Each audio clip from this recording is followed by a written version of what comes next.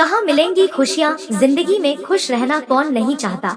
हर कोई अपनों दुखों से पीछा छुड़ाना चाहता है, लेकिन फिर भी हम कितना कुछ भी कर ले, लेकिन दुख कहीं ना कहीं से हमारे पास आ ही जाता है। ऐसे में हम हमेशा ये सोचने लगते हैं कि आखिर हमारे पास खुशियाँ आएंगी कैसे, और कैसे हम अपने दुखों से पीछा छुड़ा पाएंगे। दुखों से भागना या उनसे बचना कभी खुश रहने का रास्ता नहीं होता।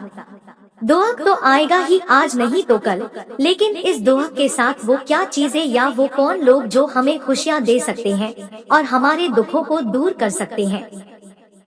ये कहानी एक अमीर व्यक्ति की है जिसके पास ऐशो आराम की कोई कमी नहीं थी। कमी थी तो बस खुशियों की। वो पहले सोचता था कि अगर बहुत पैसे कमा लूंगा तो सब सही हो जाएगा, पर जब वो अमीर बन गया तो उसे लगा कि जिंदगी की असली खुशियाँ बहुत दूर हो गई है। उम्र भी धीरे धीरे बढ़ रही थी, पर सच्ची खुशी की कोई खबर ही ना थी। फिर एक दिन उसने बहुत सारे पैसे एक थैले में भरे और सच्ची खुशियों की तलाश में निकल पड़ा। उसका कहना था कि जो उसे सच्ची खुशी दे देगा या खुश रहने का रास्ता बता देगा तो वो सारा धन उसे दे देगा। वो व्यक्ति बहुत लोगों के पास गया, लेकिन किसी को सच्ची खुशियों की कोई खबर न थी। लोगों ने खुशियों की बातें तो की, लेकिन उस व्यक्ति को बात नहीं, बस खुशियाँ चाहिए थी। उसे किसी ने बताया कि पास के गांव में एक फकीर है और वो फकीर खुद को बहुत खुश इंसान मानता है। तुम उसके पास जाओ, वही तुम्हें कुछ रास्ता दिखाएगा। अगले दिन वह उस फकीर के पास पहुंच गया। गांव के बाहर ही एक पेड़ के नीचे उसे वो फकीर मिल गया। उस अमीर आदमी ने पैसों से भरी थैली उस फकीर के पैरों के पास रख दी और कहा, मैं तुम्हें बहुत पैसे दूंगा, बस तुम मुझे सच्ची खुशियाँ दे दो। एक झलक भी मिल जाए तो भी काफी है। उस फकीर ने पूछा, पक्का इरादा करके आए हो? उस आदमी ने कहा, महीनों से घूम रहा हूँ, उदास हो गया हूँ, अब आप पर ही भरोसा है। फकीर ने फिर कहा, सच में खुशियाँ चाहिए? उस आदमी ने कहा, दुख का कोई हिसाब नहीं है और खुशियों की कोई उम्मीद ही नहीं मिलती। दोनों की बात चल ही रही थी कि अचानक उस फकीर ने उसकी पैसों से भरी थैली उठाई और भाग गया। वो व्यक्ति चिल्लाने लगा, मैं लुट गया, मेरी सारी जिंदगी की कमाई लुट गई, तुम चोर हो, कैसे ज्ञानी हो। ऐसा कहकर वो व्यक्ति फकीर के पीछे भागा।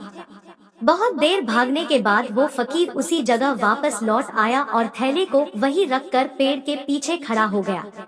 वो अमीर व्यक्ति पीछे पीछे हांफता हुआ वहां पहुंच गया। उसने पैसों से भरा थैला देखा और उसे छाती से लगा लिया।